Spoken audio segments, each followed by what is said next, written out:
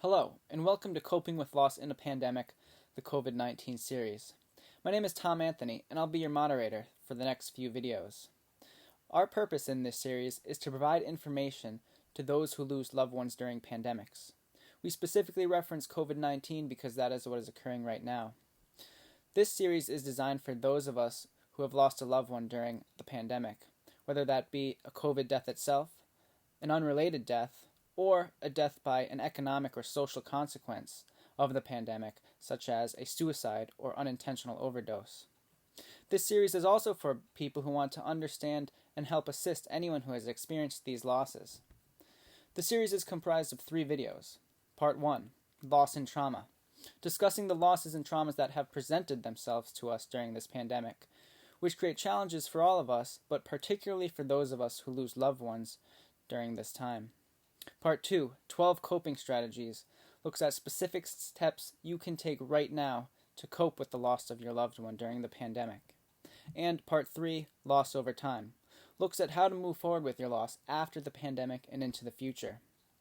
We are lucky to be joined by 2 world-renowned experts for this series.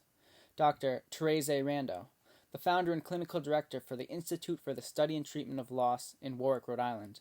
A practicing clinical psychologist, she is identified as one of the world's foremost experts on sudden and traumatic loss. And Dr. Kenneth J. Doka, the senior consultant to the Hospice Foundation of America. A prolific author in the field of dying, death, and bereavement, he is acknowledged as one of its preeminent leaders. Now, without further ado, welcome to Coping with Loss in a Pandemic, the COVID-19 series.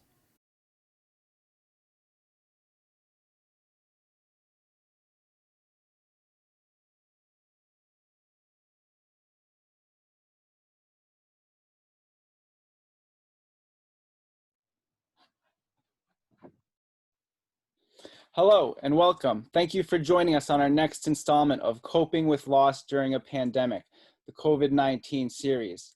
I'm again joined by my 2 experts, Dr. Kenneth J. Doka and Dr. Therese A. Rando. On our last video, we were talking about loss and trauma during a pandemic. We were talking specifically about what makes COVID-19 different and what are some of the challenges and hardships about this pandemic. Today, we will be talking more self-help strategies.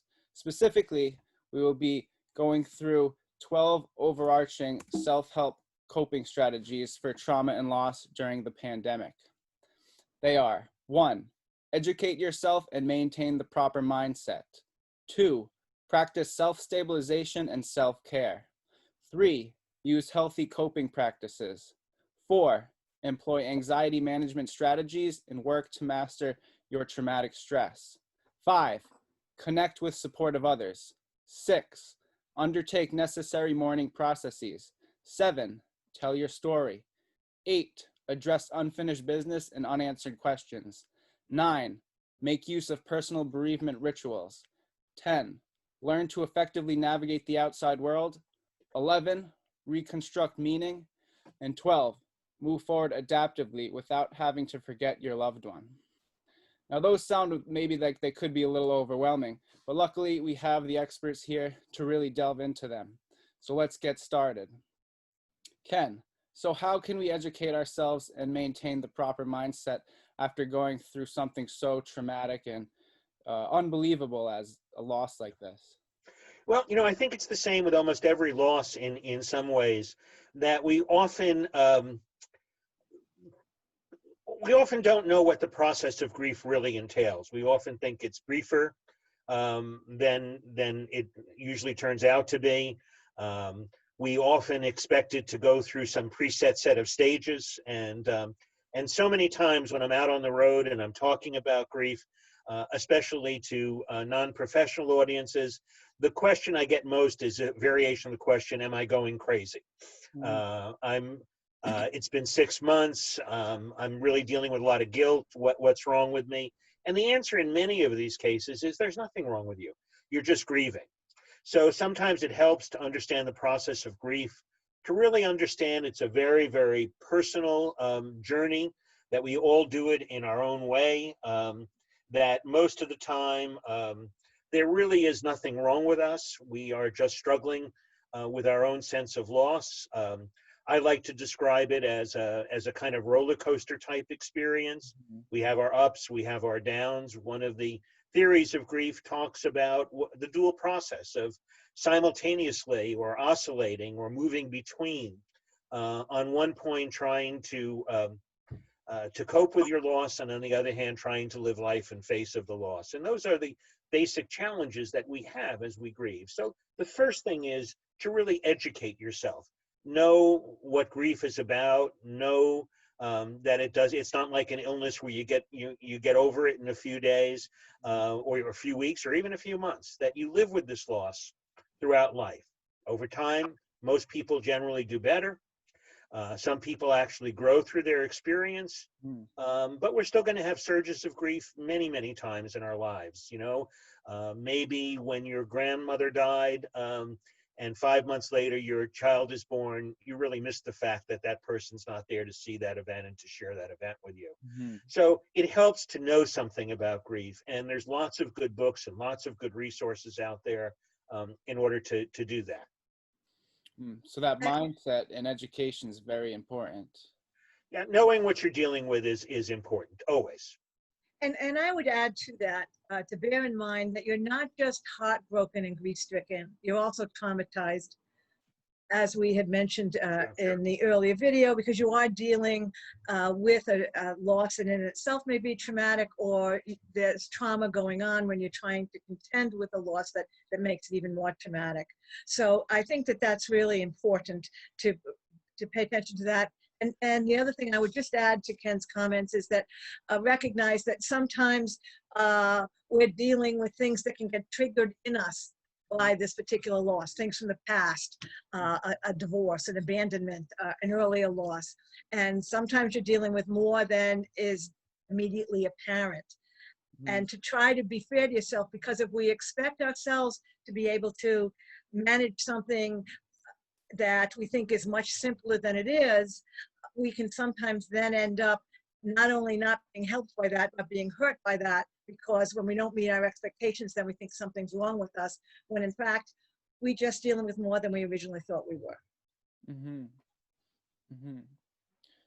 Okay, so once you have this proper mindset and education, how can you go on to self-stabilize and focus more on your self-care?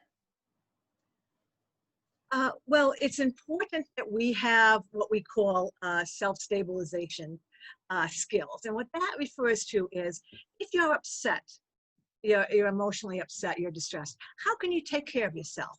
How can you soothe yourself?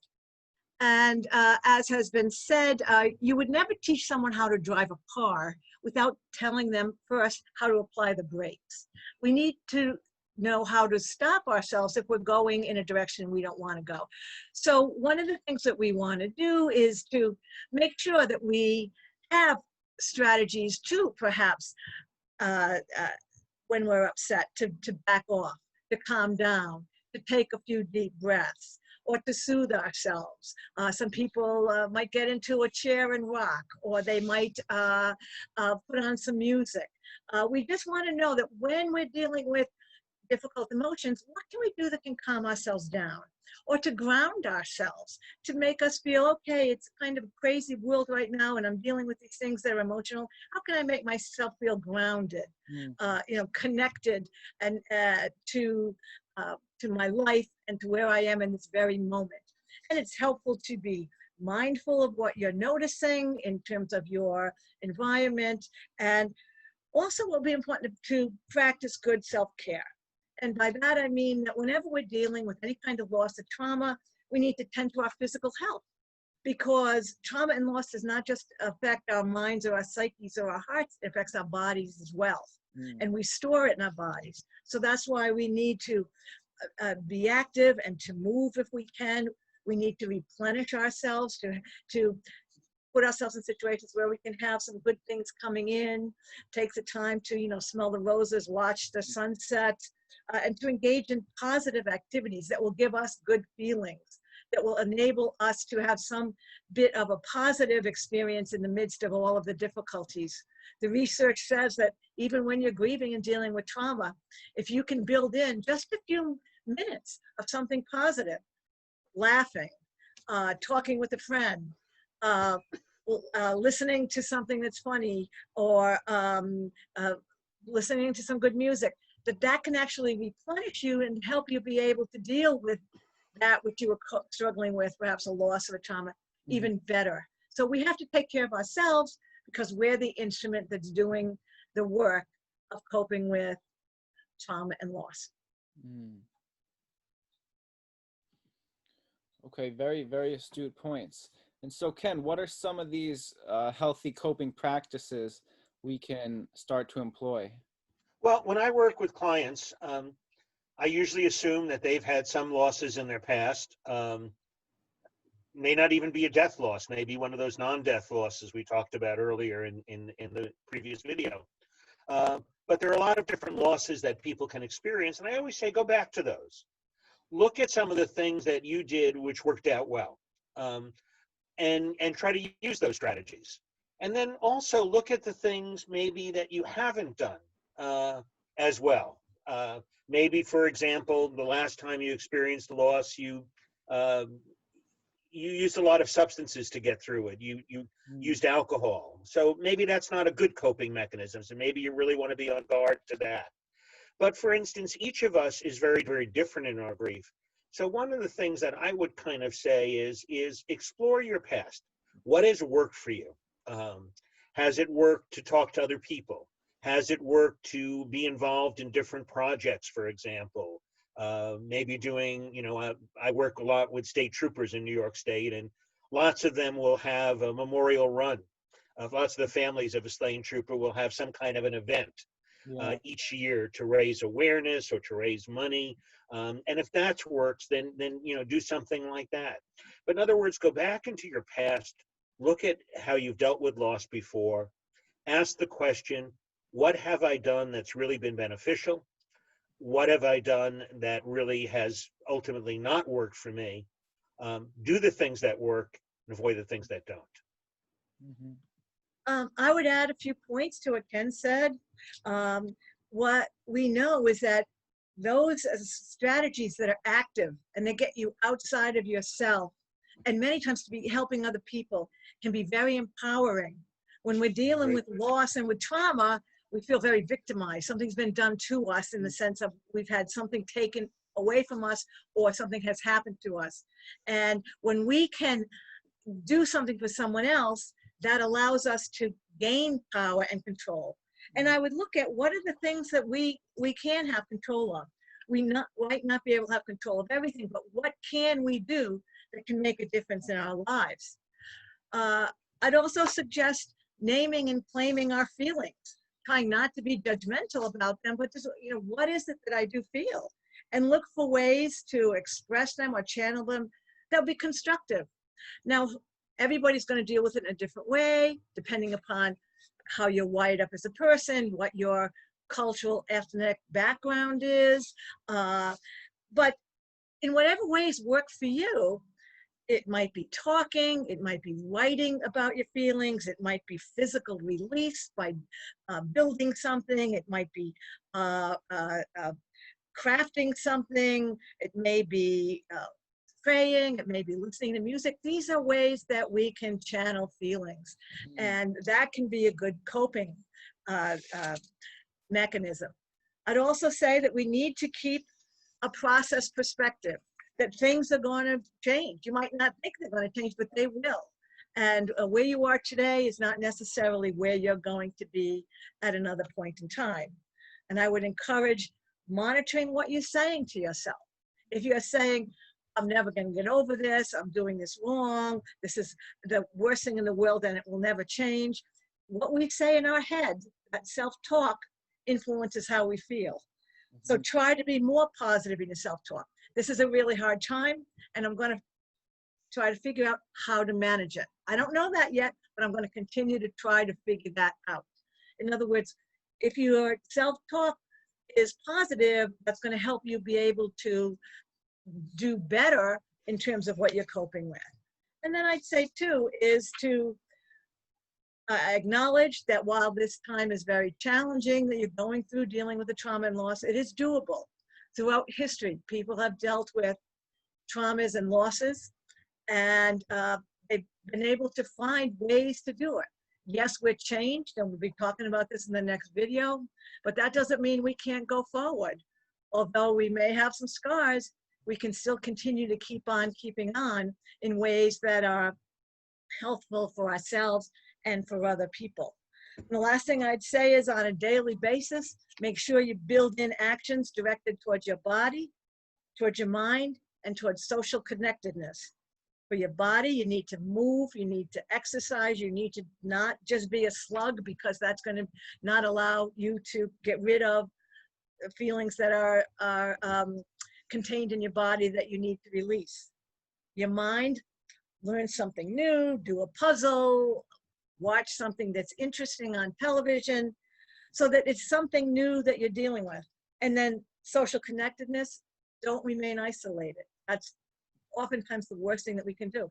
Try to have some outreach, and particularly if you can do something for someone else. And I would really add too, if you're, as you're struggling, look towards your faith, look towards your philosophy. Ask yourself the question, whatever that faith or philosophy is, how do my beliefs or ideals, my philosophy, how does it speak to me in this situation? What does it say to me? Are there rituals that might help me?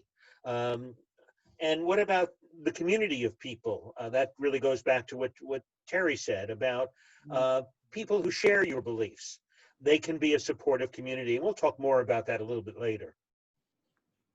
Yeah, wow, those are all great, healthy coping practices. Go back to the past, see what works, check in with your feelings, find your faith again. These are great. So, okay, so we've established that we have some healthy practices. Now, I'm sure there's a lot of anxiety that comes with that. There's more work to be done than just coping practices. Absolutely. And we know that the anxiety comes both from the fact that there's been a loss of a loved one, which the separation anxiety that comes from that, and the person who's important in our lives. We're wired up as human beings to be connected, and when that connection is broken, it makes us anxious for a while. But also from the traumatic aspects that make us anxious. And our anxiety is expressed through our body and psychologically, behaviorally. So what we want to do is we want to look at some relaxation techniques, just breathing in a way that allows us to free ourselves from some anxiety, doing very deep breathing from our abdomen, down deep in our belly, and to be breathing deeply and to hold it for a few seconds and then to slowly let it out. This has been shown in the research that this can allow us to release some of our anxiety that's being held physically. And if we can release the physical anxiety, that will also release the anxiety in our head as well. We know muscle relaxation, meditation, exercise, physical movement. These are all ways that anxiety can be released. When we don't release that anxiety, it stays coursing through our body, and we need, and will continue to make us anxious, not only physically, but emotionally as well. Mm-hmm. Along with this, proper sleep, proper nutrition is very important. Psychologically, if we have accurate expectations, as Ken talked about before, if we are doing positive self-talk, correcting any kind of distorted thinking we have. For instance, oh, there's got to be something wrong with me because I'm not feeling better 2 months after this. Well, that's an unrealistic expectation. So that's a distorted thought. And we have to say, wait a minute, what's realistic? Is this really fair to ourselves? We tend, as human beings, to overestimate the impact of things on us in a negative way and to underestimate our ability to cope. If we find ways to appropriately express underlying emotions, we know that can help with anxiety. One of the main sources of anxiety is when we have unexpressed emotions that are inside us. It's just like a pressure cooker. If we do not permit appropriate ways to release the emotion, then the pressure cooker starts to shake and the steam comes up.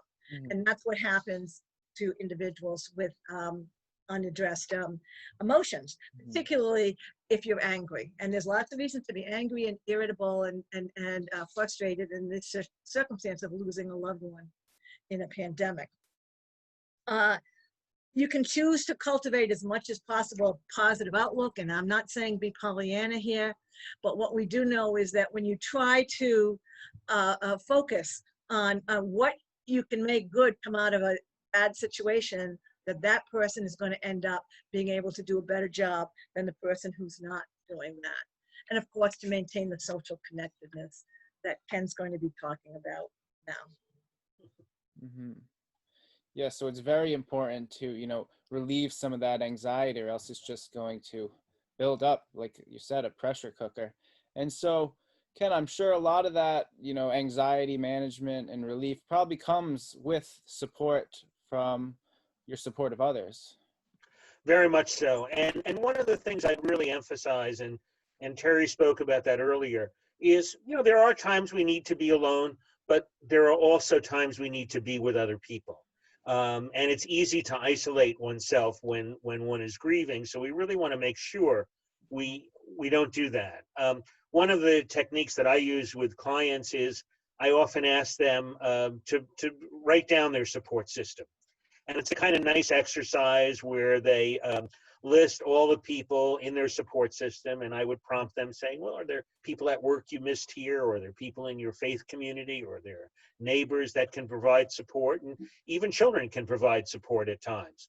And then what I ask them to do is to really examine the kind of support that each person gives. So some people are really great listeners. You can call them at 3 o'clock in the morning. And they're privileged. They feel privileged that you called them at that point in time, and maybe in some cases a little earlier or a little later in the morning. But you get the point that there are people who really are very good at listening to you and not judging you and not giving you advice, but letting you to really unburden yourself and ventilate your feelings, your thoughts, your experiences, and really just explore those. There are other people who are good doers, and we need those in grief as well. We need people who can pick up the kids if you're just overwhelmed, who can help out, bring a meal by, and doers are valuable too. And then there's a third group of people that I call respite people. And grief is hard work. And like any hard work, we need time off. We can't be grieving all the time.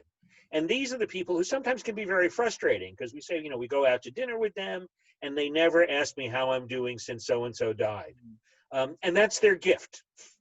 They give you time away from that. And I think once we realize that and balance that, and one of the things that I find is that most people, even when they have and most people do have good support systems, rare exceptions, but they don't always use their support systems correctly. They ask their doers to listen and their listeners to do, and they get frustrated with the respite people. And then finally, there is a last group that you may want to limit contact with. And these are the people who are what I call destructive. These are people who, I sometimes describe it as you say to them, hey, it's been 1 year I've been sober. And these are the people who say, well, let's have a drink and celebrate. Or people, for example, who, you're maybe struggling with some kind of illness and they tell you about your aunt who had the exact same thing and now she's been dead for 2 years. So again, if we identify those destructive people, we can say, okay, I'm going to minimize my contact with them. These are people I don't need a lot of now in this time, and I need to really be with the people who are supportive of me, and I really need to allow them to use their own personal gifts to support me, whether it's listening or doing or giving us that time away. Yeah, so it sounds like everybody, a lot of people in our circles can be supportive in their own little way. Yeah, and as I said, the problem becomes when we expect people to do what they historically and traditionally cannot do. Mm. Use your support system well. Identify what they can do. I have a neighbor, recently deceased, who was a great doer. When I was away, I could count on him to bring in my mail. I didn't have to remind him. Was the worst listener in the world. Yeah. If you ever talk to him about a problem, he'd tell you 5 ways it shouldn't be a problem for you and 3 ways you can handle it. You know, but he was a great doer. It's a great doer. Great. Then we have those people to help us do it. Okay, so now it seems like things are getting easier. We're making our way through these strategies of self-coping. And so what about the necessary mourning process? What does that mean to undertake the necessary mourning process? Well, basically, when we're talking about mourning, we're talking about how do we make the transition from having somebody in our lives who's physically present to now having them in our lives in a spiritual way, not possibly religious, but not necessarily religious, physical way, in a more abstract way. And there are a number of things that we need to do for this. But before I go into that, I just want to say we have to understand that this is hard work when we mourn. And it's also hard work because the loss has taken place during COVID-19. That means that there's been trauma associated with it. And there was also trauma in our lives in the sense that when it happened, there was reduced support, perhaps no funerals, fewer diversions that could get us out of our focus on it at that point in time when we need to back off once in a while. We had our own anxiety and threat we were dealing with and so forth. So it's going to be a little harder to do this initially. And we may have to postpone some of it until a little further down the road. And I want people to know that this may just be a necessary part of dealing with a loss in COVID-19 times or in any pandemic times. Needing to postpone some of this does not make you bad or wrong. It just is. And it is a statement of the times. Again, it can be pretty hard to have the luxury to mourn when you're trying to figure out how to homeschool your kids and trying to keep your job and trying to figure out what you're going to do in terms of getting money into the house. And, you know, are you concerned about catching the virus and so forth? So we have to be fair to ourselves and recognize, you know what, there's a lot going on. So it's going to be important to understand that I'm going to be talking about a few things here to pay attention to. We have to recognize that we might not be able to get to them right away. The important thing is you set the intention. I am going to do this when I'm able to. And we do as much as we can when we can. And then if the rest needs to be postponed a little bit, okay, but we will come back to it. Because if you don't come back to it, if it's an important loss and you don't pay attention to it, it's going to come back and it's going to haunt you in some way, shape, or form.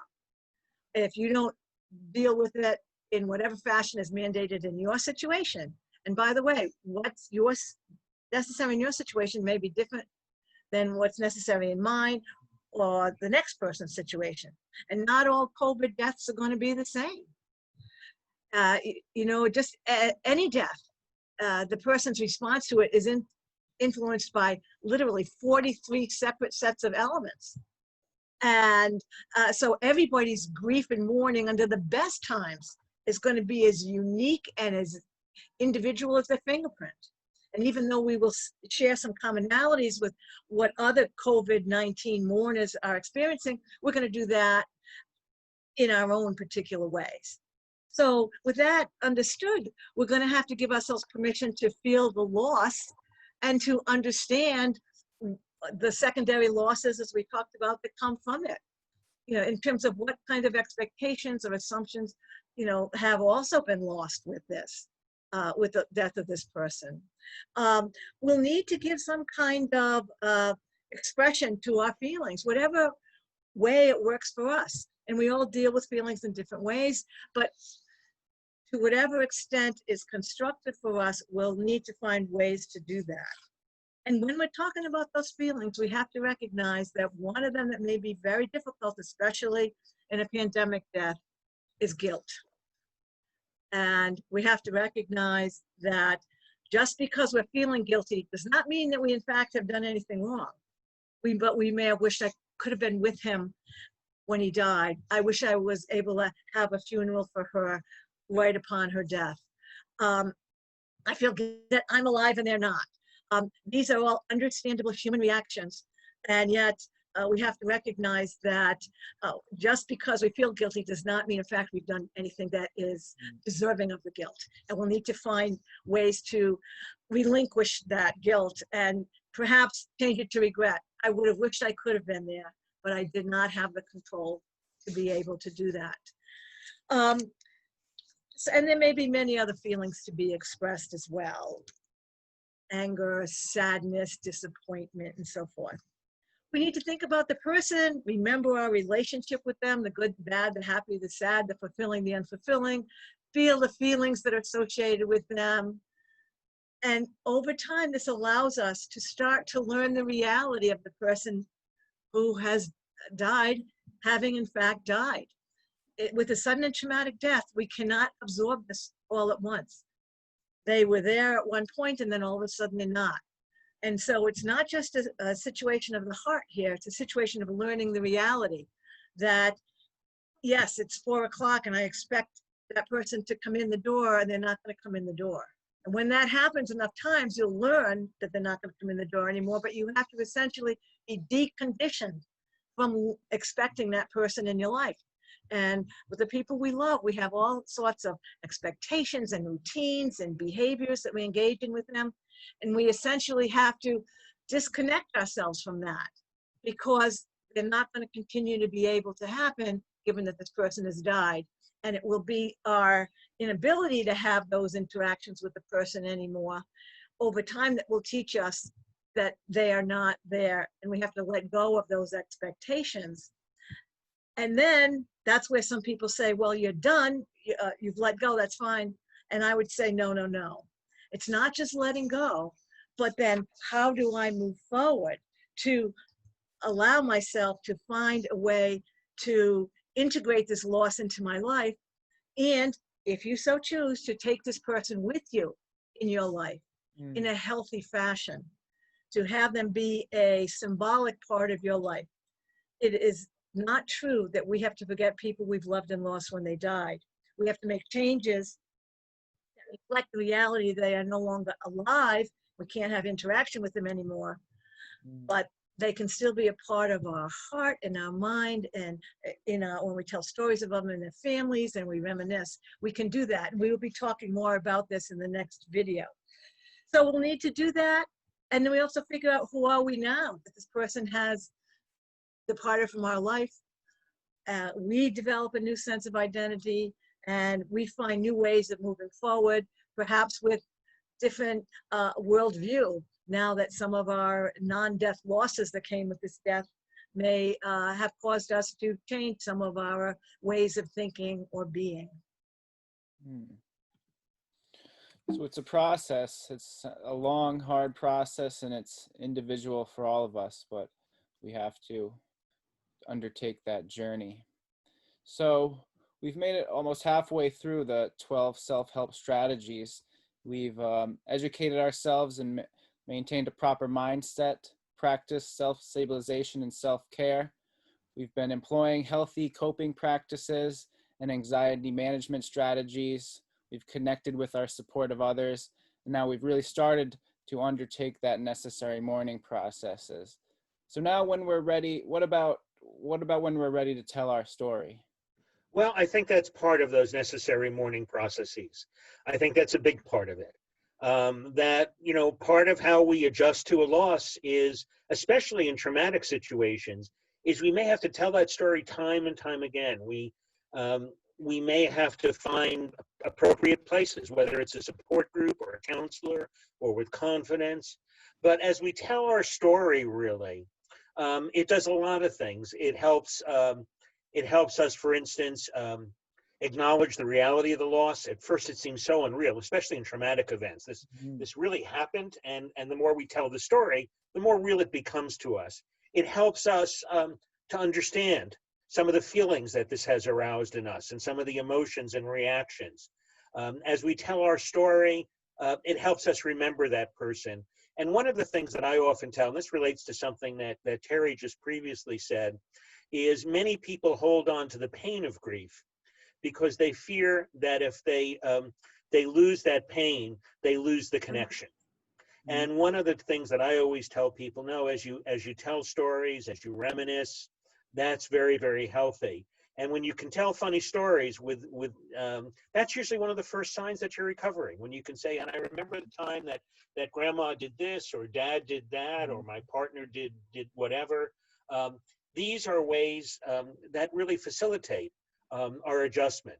So it really is important that we talk about what occurred with support of others as much as we need to. And if we can't find support of others who just don't want to listen to us anymore, that's what support groups are for. That's what counselors are for. That's what other people are for. But it's really, really critical that we go through those events, because in going through those events, it makes it, one, more real, two, allows us to ventilate our emotions and our reactions, and three, facilitates our continuing bond with that person, how we're going to remember that person as we go forward. Great. I mean, okay, so now we can tell our story, but I'm sure there's some parts we can't tell. There's some unfinished business and unanswered questions we have to contend with.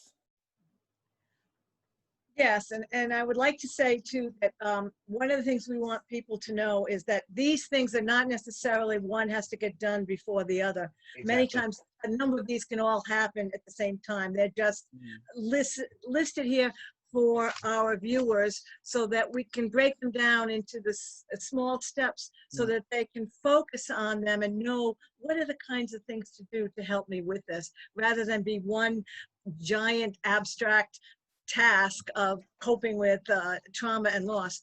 These are specific things to do, but they may run all throughout the process, not necessarily sequentially. But you really quite right here about addressing unfinished business and unanswered questions. And human beings don't like that. They like things to be complete. And when we have something that we didn't get to say or do, or that we don't know about, it bothers us, and it basically puts a psychological press on us to try to come to completion. We want to finish this, if you will. So let me take the unfinished business first. This is what we use to describe things that did not get to come to completion with our loved ones. It might be expressing personal thoughts or feelings. You know, I never told you how much I loved you. It might be resolving past conflicts, asking for forgiveness, saying the goodbye we never got to say, perhaps because we weren't with them when they died, communicating important messages, and tying up emotional loose ends, if you will. And so these are things that we would want to try to create experiences for ourselves to be able to do, which we can't do with the person since that person has died. But there are many other ways that we can do it. Sometimes just saying in our heart to the person, talking with them, that were so important to me. I learned so much from you. You were the most valuable person in my life. And we can either articulate that, or we can write a letter, or we can, when we're able to, when they have been buried, we can visit a grave and express our feelings or thoughts. Sometimes we can express this to someone else, a therapist that you trust. I would have wanted to do this or that, and sometimes they can help you create a personal ritual, if you will, as Ken's going to be talking about, allow us to be able to signify what we would have wanted to say or do to that person that we didn't get the chance to do. So the point is that just because the person's not here doesn't mean that we can't finish some unfinished business with them. And unanswered questions, these are questions that you might have about what happened when they died, or why were they in that circumstance such that they ended up being hurt and then died, or what didn't I know such that they felt that they had to take their own life. And we always suggest that people figure out exactly what is it you want to know, and from whom would you want to know it. Because sometimes if you're asking, it's like Ken said with regard to asking somebody to do what they can't do, might ask somebody a question they can't answer. You might be asking the clergy person a question that really you need to ask the policeman. And so figure out what it is you need to know. To whom do you need to address this question? And then you need to figure out, what will I do if I get an answer I don't like? How will I support myself? How will I cope? It's just so that you're prepared. And then you can choose whether you want to move forward with that or not. But it will be up to you to make that decision. Sometimes just figuring out that, and there are questions that you will have no answer to. For instance, what was my loved one thinking right before they died? You may never know that unless they had happened to say something to someone who can report that to you. So then it may need to be an acknowledgement that some questions can't be answered, but many times there can be. As a psychologist, many times I have to help people figure out, to whom do I need to address these questions? Because to get the answers, which they decide that they do want to have, it can be very helpful. Sometimes it can be helpful to have an answer, even if you don't like what that answer is. There's a lot of unfinished business, a lot of unanswered questions remain, especially now. And so, Ken, can you go into a few of the personal bereavement rituals? I'm sure some may seem vulgar to others, while some, maybe just what the person needs. Sure. And one of the things that probably has been a focus of my work, probably reflecting both my clergy background and my sociological background, is that building on the work of Van der Hart and Van Gennep and Dr. Rando, I've talked about what I call different kinds of personal rituals, or private therapeutic rituals is the term I use, that can help people as they struggle with bereavement. Now, I do want to say something before I get into those very briefly.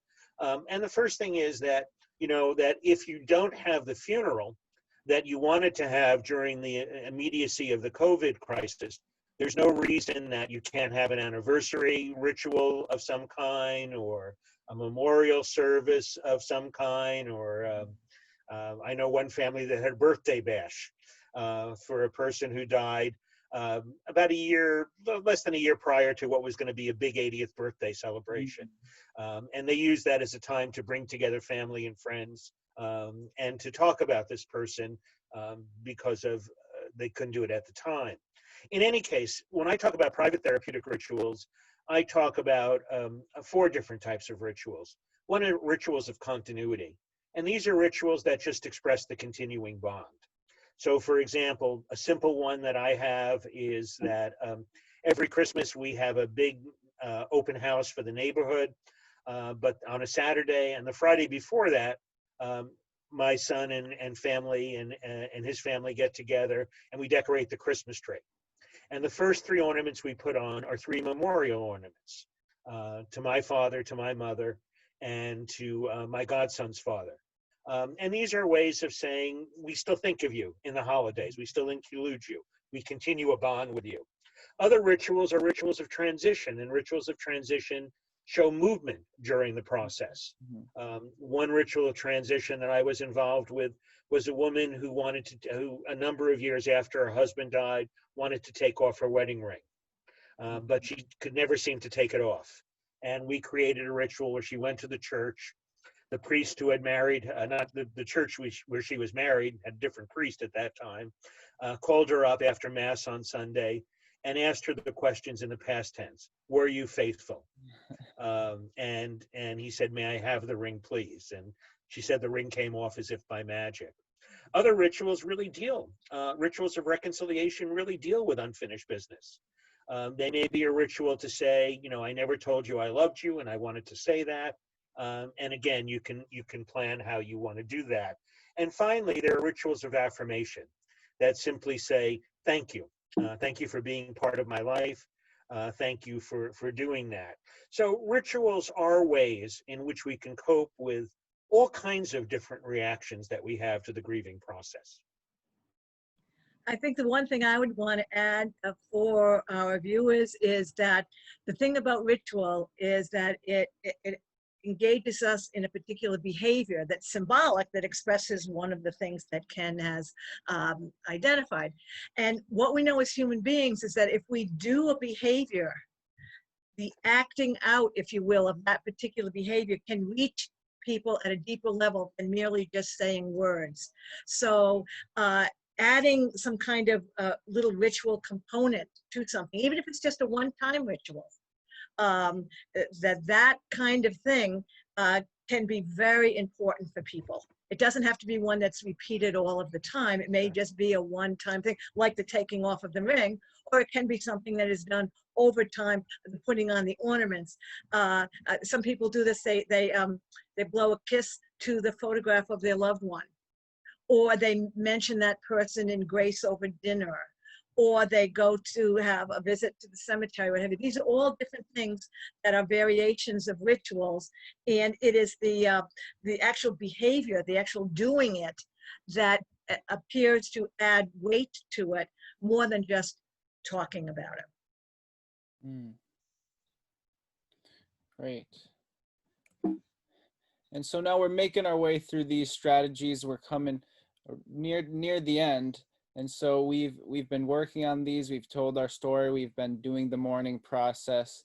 These personal bereavement rituals, all very important, very great things we can do for self-care. So now where we've been focusing on our inside world, how do we learn to effectively navigate the outside world again? Well, this is going to be different for different people, but I just wanted to point out that it's amazing, and those of us who are bereaved will know that it's amazing how clueless some other people can be, even when they really do care about us. So what I want our viewers to know is that there may be people who will want to help you, but not know what to do. And you, the bereaved person, have to be the one to educate them what to do. That it's okay in his name, or I want you to talk about her. That sometimes we have to say this. Sometimes they may be very interested in thinking that they have the right answer. You need to go and start dating now. And you might have to say, no, it's too early for me. And you may have to put limits on their goodwill.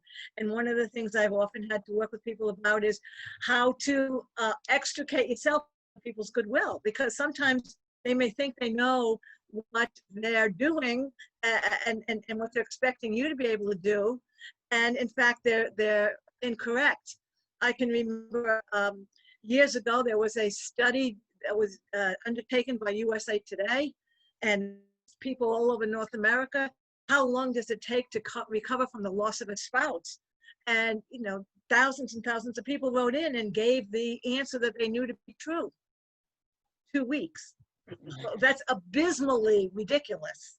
You don't even know what hit you many times, let alone be able to, cope with it. So other people may have expectations that are unrealistic for you. And so that's why if you do, we had suggested, try to, figure out what's appropriate expectation for me, being a person dealing with traumatic bereavement, the combination of trauma and loss. You're a traumatized mourner. What can I expect myself? And if other people are expecting that you're going to be just like somebody who had a death they saw coming, where they had the opportunity to be prepared and so forth, and their situation was much different than yours, then you cannot expect yourself to meet expectations for a different person than you are dealing with your loss. And you may have to tell people to back off, or to inform themselves better that if in fact they're expecting things that you can't do. And unfortunately, other people's expectations of us, if they're incorrect, not only don't help us, they can hurt us, because then they can say there's something wrong with you when in fact there's nothing wrong with you. I can tell you that the countless numbers of bereaved people that I've worked with over the years, more people have been told that there was something wrong with them when in fact there wasn't, when in fact they were having absolutely positively understandable reactions to bereavement, but other people didn't realize that they were expected.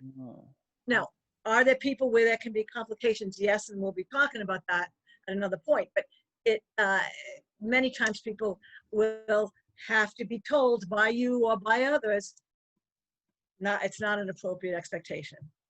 The other two things I wanted to mention quickly about the navigating the outside world is returning to work.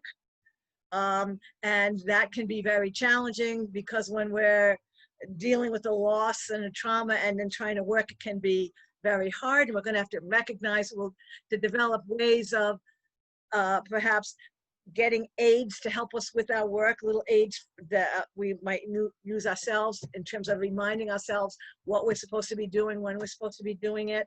Because one of the things about traumatic bereavement that it does is it kind of puts your brain offline for a while, and that you're not operating on all cylinders. So things you used to do without any problem at all, now you may have some problems doing.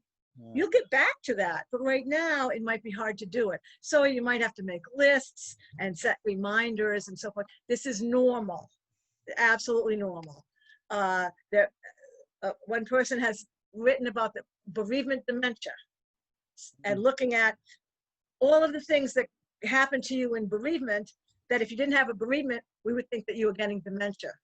And in fact, that's not true. It's just that right now your brain isn't working quite the way it will come to as it moves down the line in coping with this loss. So you may have to get some hacks to help you be able to do, that's understandable. You may need to kind of go back a little bit first before you go full time, if that's even possible. There is a civil suit because of the death of your loved one, or a criminal suit, criminal trials. Those are very special problems.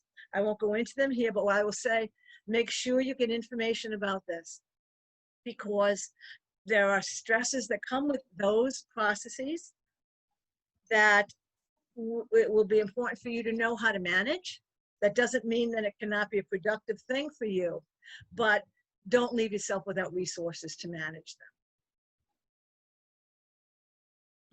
them. Ken, was there anything else you wanted to add to navigating the outside world? Well, when Terry was talking about comments that people make, I always remember some lovely piece that Erin Lynn did a number of years ago in a little booklet called I Know Just How You Feel, Avoiding the Cliches of Grief. And I always use that as a model with people who have these unfortunate comments. And what Erin Lynn suggests is to do three things when you have these comments. And one of the things I always guarantee people who are bereaved is that somebody's going to say something stupid to you. At least one person, if not a lot. And again, as Terry said, they're not intentional. So if somebody says to you, well, at least you have, three other children, Erin Lynn says, remember, most of the time, most people are trying to be helpful, even if their comments sting, so recognize that's usually not the intent. Second of all, she says, examine why they sting. And the reason that they sting usually is that they disenfranchise or invalidate your grief. And then she says, even if you don't have a chance to ever use it, think of the comeback, so to speak. What could you say in that situation?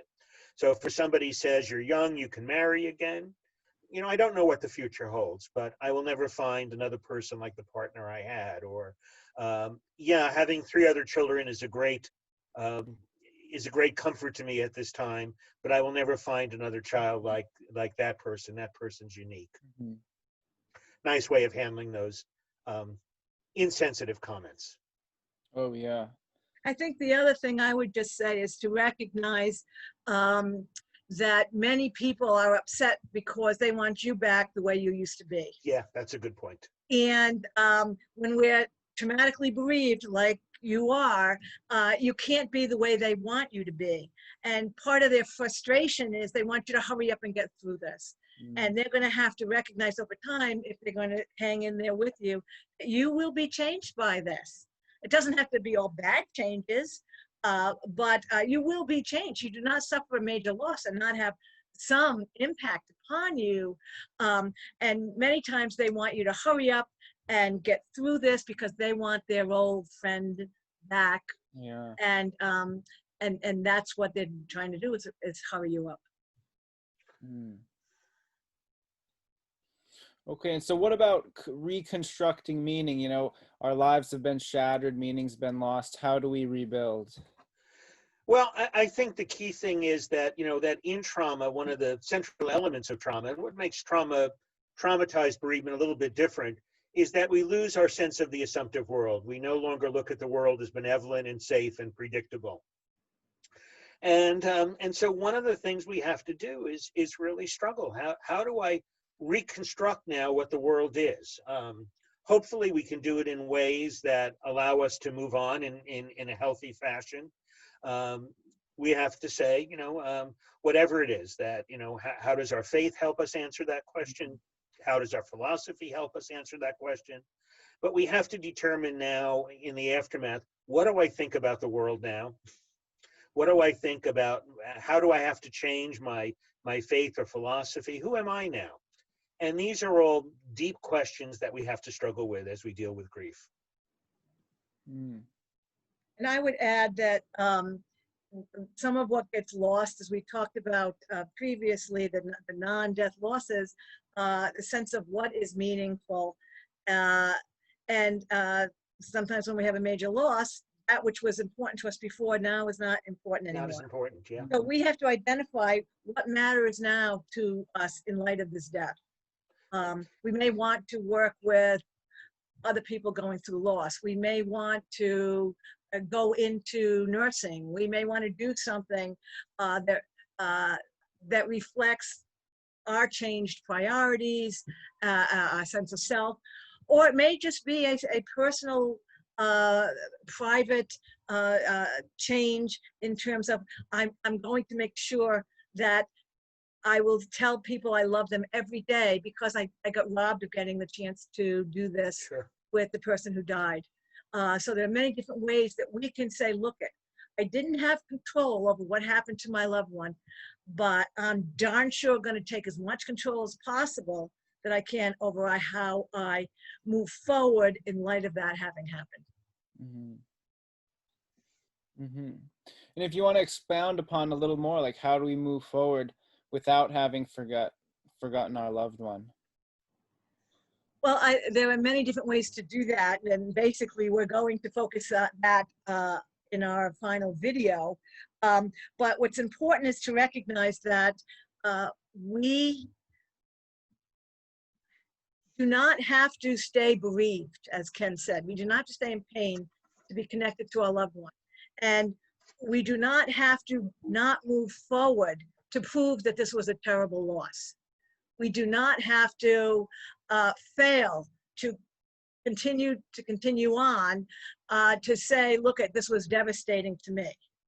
And the focus will be, how can I move forward in a healthy way, figuring out how to manage this changed world without my loved one, figuring out how to manage these assumptive world and worldview changes that have happened, my different sense of self. How can I move forward and do that without losing a sense of connection with my loved one, if in fact that's what you want. Some people don't want it. Many of us do. And so that's going to be different for different people. The main point is to recognize that it is okay to do that we don't have to leave our loved ones behind. We're not going to get over it. We're going to learn to live with the loss. That doesn't mean we stay where we were in the beginning with the acute grief when it's so overwhelming and we're relatively dysfunctional. But at a certain point in time, it means that we continue to move forward and we can be healthy again and we can have relationships again, and we do not have to eliminate those things from our lives to pay testimony to our love for our lost loved one, and that it's okay to be okay. And we can embrace that without forgetting the person that we've loved and lost. Great. And so that really sums up the 12 self-help strategies for coping. These are all self-help care strategies that you, the viewer, the listener, can use to help during this challenging time or a challenging time of a loved one or a friend. So, okay, everybody's helping themselves cope with the trauma and loss by utilizing these great strategies. But what if someone needs some extra help? When is the point that someone should seek out professional help? Well, I think there's a number of different signs. First of all, is when somebody is engaging in self-destructive behavior, whether it's drinking too much or using drugs or any kind of self-destructive behavior. A second one is when they start, they become destructive of others. So they want to hurt people. They can't control their anger. And of course, the basic one is when it interferes with the other roles you're playing. Now, again, as Dr. Rando pointed out, you're not going to go back to work 3 days later and be running on full gear. But if you find that over time you really can't function in key roles, that's a sign that you really may need extra help. And then I would also say that, recognize if you have special vulnerabilities. If you've had a history of mental health issues, anxiety disorders or depressive disorders, that's probably a good time to be very, very sensitive. And you might want to just, almost as a preventive measure, meet regularly with your therapist to talk about how this is impacting upon that. Mm-hmm. I would also add to that, if you find that there are a lot of symptoms that we know to be related to post-traumatic stress.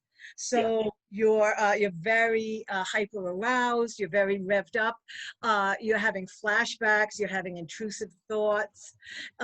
This is normal in the beginning, but if this continues over time, that is a sign that you need to get some assistance, because the trauma is continuing to repeat and repeat for you, and that's a problem. And also, I would say that if you you feel that your life is negatively impacted by anything, and that you're so vulnerable you can't function, and that you see the smallest little thing and you start to weep, or you have the you're very quick reactions to things, quick temper and so forth. Again, this is very common in the beginning, but if this happens for a long period of time and it's not your personality, that's a sign that it'd be important for you to pay attention to getting some professional assistance. And by the way, there's never a problem reaching out for assistance, because the worst that can happen is somebody would say, oh no, you really don't need this. And then you've been validated that, okay, this is just normal things that are going on. And if you do need it, then at least you're at the place, hopefully, where you can get assistance. And where can assistance be found, where someone who does not know where to go, does not know who to reach out to? What are some resources they can use? Well, we are going to be putting up at the end of this video some online resources that are useful for individuals with loss and with trauma. And there are some very good ones now that I do suggest people look at, where they can become part of virtual communities, or they're actually online support groups. But certainly we know, looking at what's available in the mental health communities, there are places now that are offering bereavement groups. You can always go to look at hospice groups that are run in your area, because we know many of them deal with community deaths as well as hospice deaths. We also know that you can look at your professional organizations, psychologists, social workers, psychiatrists, clergy. Mental health counselors. Mental health counselors, thank you, Ken. And that you'll be able to see that. We're also going to be putting up some organizations that you can look at, because they will have links to other places. At this day and age, if you were to look to Google, grief support in your area, you would find a number of different resources for individuals coping with COVID-19 deaths. Great. So just to review, these were the 12 self-help strategies for coping with trauma and loss from the COVID-19 pandemic. Just to review one last time: educate yourself and maintain the proper mindset. Practice self-stabilization and self-care. Use healthy coping mechanisms. Employ anxiety management strategies and work to master your traumatic stress. Connect with your supportive others. Undertake the necessary mourning processes. Tell your story. Address unfinished business and unanswered questions. Make use of personal bereavement rituals. learn to effectively navigate the outside world, reconstruct meaning, and move forward adaptively without having to forget your loved one. Now, before we conclude, if both of you could just give your one master tip, take all of these and summarize it. If you just had to give one master tip to the viewers and listeners today, what would that be? I would say look toward look toward how you mourned in the past. Use your strengths, limit your weaknesses, and if you need it, find the appropriate help.